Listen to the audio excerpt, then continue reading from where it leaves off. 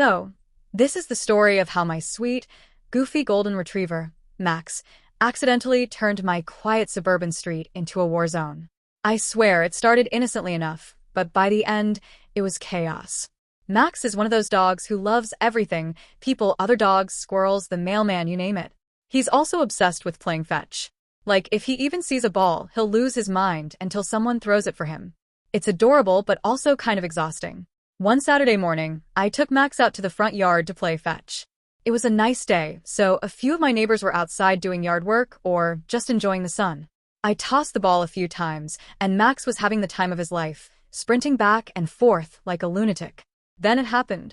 I threw the ball a little too hard, and it bounced off the curb and rolled straight into my neighbor Mr. Peterson's yard. Now, Mr. Peterson is that neighbor, the one who's always complaining about noise, lawn clippings, or kids riding their bikes too close to his driveway. He's not exactly the friendly type.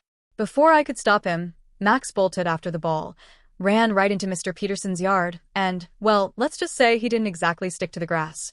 Mr. Peterson has this immaculate garden with rows of flowers that look like they belong in a magazine, and Max plowed through it like a furry wrecking ball.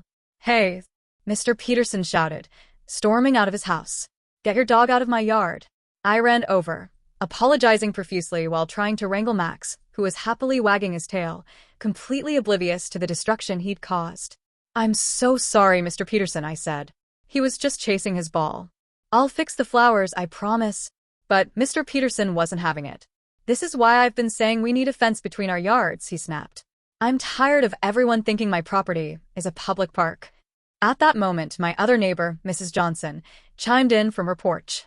"Oh, calm down, Harold," she said. "It's just a dog. You're always making a fuss over nothing." Mr. Peterson turned to her, his face red. "It's not nothing. Your cat's been digging in my garden for weeks, and I didn't say anything." Mrs. Johnson gasped. "Excuse me? My cat is an angel. He wouldn't ruin your precious garden." While they were arguing, Max found the ball and trotted back to me, completely unbothered. I tried to slink away, but it was too late. The damage was done. By the end of the day, half the street was involved in the feud.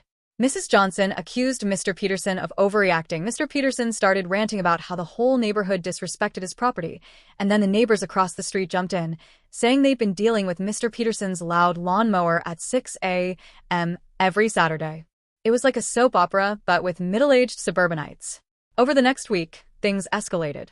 Mr. Peterson put up a no trespassing sign in his yard, which Mrs. Johnson immediately called ridiculous and passive-aggressive.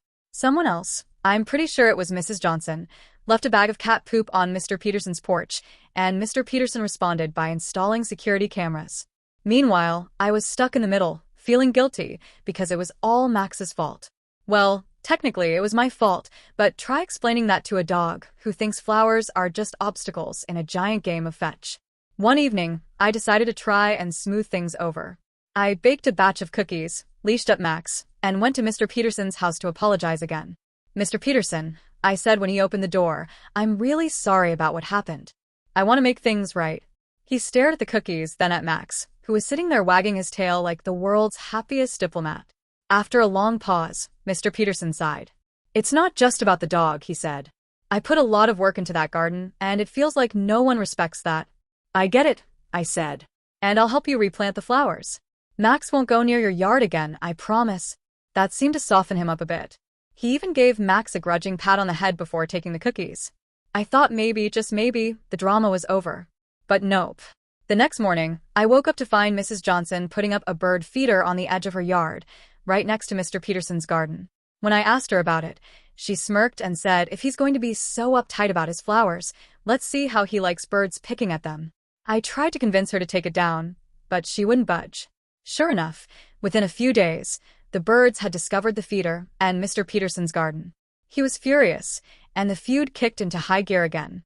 In the end, the whole thing only died down because winter came and everyone was too busy shoveling snow to keep fighting. But even now, there's still some tension on the block. Mr. Peterson never took down his security cameras, and Mrs. Johnson's bird feeder is still up, though she swears it's just for the cardinals. As for Max, he has no idea what he started. He still wags his tail at Mr. Peterson every time we walk by his house, and sometimes I think I see Mr. Peterson fighting back a smile. Maybe one day, they'll make peace.